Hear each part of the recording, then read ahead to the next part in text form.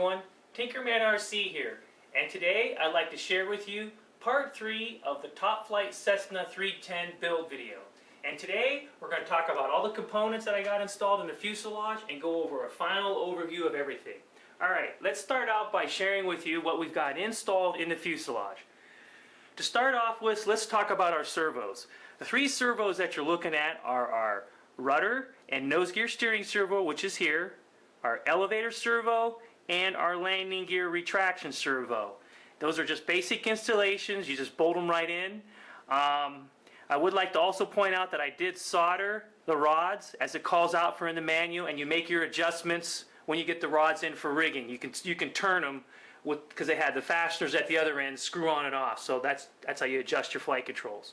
The next item we're going to talk about is the Robart retract valve. As you can see here, it's installed. And it is adjustable so that you can adjust the speed of the retracts. I have everything set on that, and that's completed. The next item is the door sequencer. This is your landing gear door sequencer. It sequences all the servos on the main landing gear doors. It's programmable. There are several settings. It takes some time to rig. I got it all rigged. I got the door set up. We're going to do a gear swing, and I'll show you how that operates and how that works. It came out real nice. There's a lot of stuff in here. As you can see, it took a long time to get everything neat and completed. This is the JR9000 receiver that I'm running. This is the Spectrum 4.8 1100 NiCad battery that is powering my glow system. On the aft section of the fuselage, as you can see, I've got the McDaniel's glow system box installed, and it's wired, and the wires are running up obviously to our battery. Here is the power system for the whole model. This is a lithium polymer battery that I'm running. It's a 3300 7.4 2-cell, and it goes into my voltage regulator, which is under here, and gives me a constant 6 volts at all times to the system. So the system has constant 6 volts. On the tail installation, let's talk about our flight controls. The first one we're going to talk about is the rudder.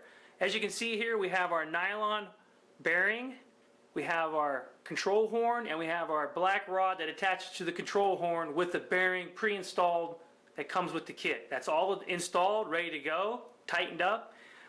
Moving back aft, as you can see here, our elevator control horn is hooked here with our rod running through. That's all set up, ready to go. We're going to go ahead and close this panel. Everything back on the tail is air system. 2 Robart air tanks installed up forward. All the lines are connected and routed. Back aft here on the right hand side of the fuselage is where the air disconnects are for the wing, and I installed quick disconnects, as you can see here. Let's talk about the switches.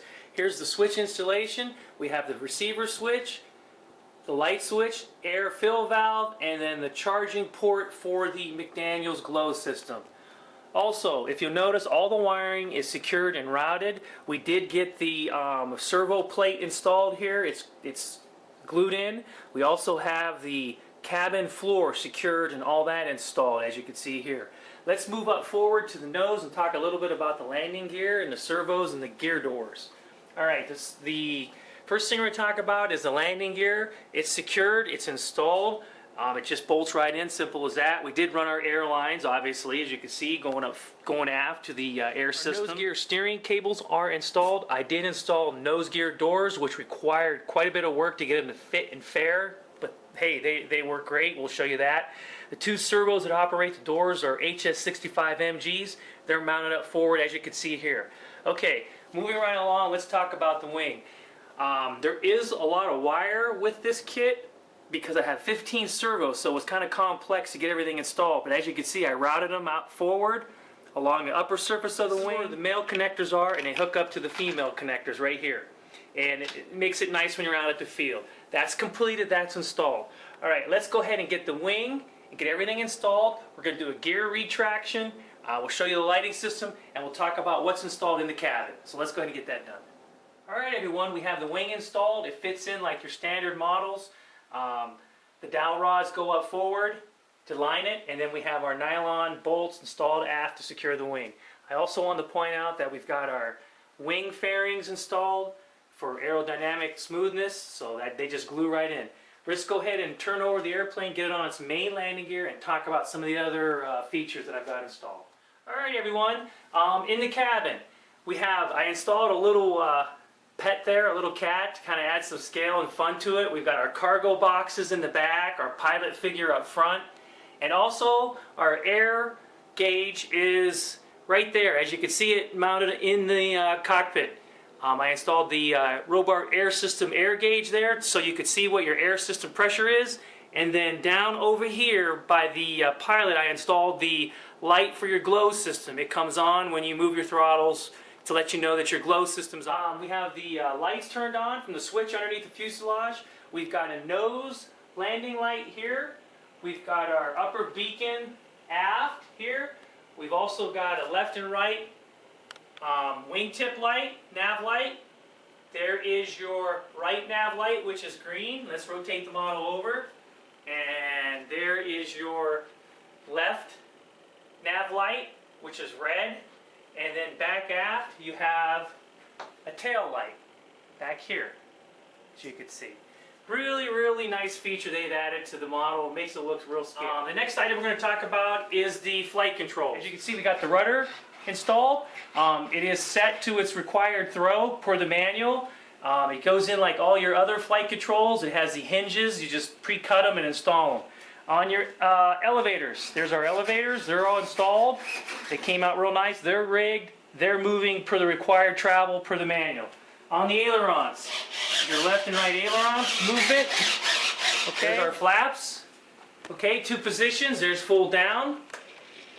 And there's medium. And then there's full one. We're going to do our gear retraction and extension and show you how the landing gear doors sequence with the gear. So here we go. The gear is down. We're going to go up and down. All right, landing gear system up.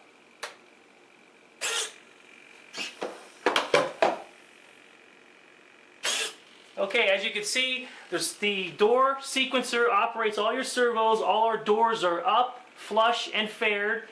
And that's how it's going to fly in the air. It's going to really look nice. It's going to give you that scale appearance. Plus, it's going to cut down on the drag with all the gear wheel well doors not exposed. Okay, we're going to go gear down and show you how the gear down goes. Okay, so gear down.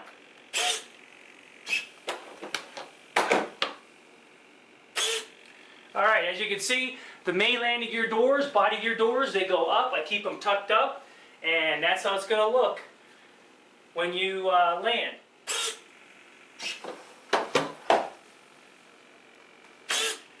Alright, gear up. Okay. Alright, now we're going to go gear down, everyone. We're coming in for a landing. Okay, gear down.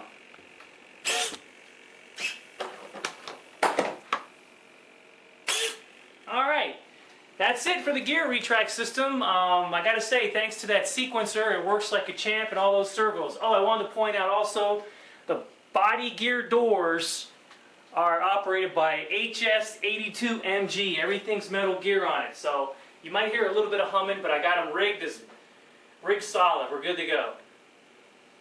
Alright, let's go ahead and get it back down on its main landing gear and finish up the rest of the video.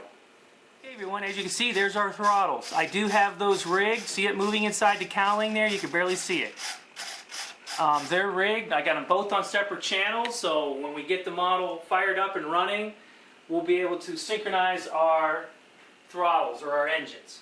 I'd also like to point out the model weighs 20 pounds, 5 ounces with everything installed. Okay everyone, that concludes the part 3 of the Top Flite Cessna 310. It is complete. Stay tuned. I will get her out on the field. We'll get our engines run through. I'll run some more fuel through the engines, make sure everything's dialed in, get the engines rigged, get everything going, and see you out on the field. Thanks for watching Tinkermanrc.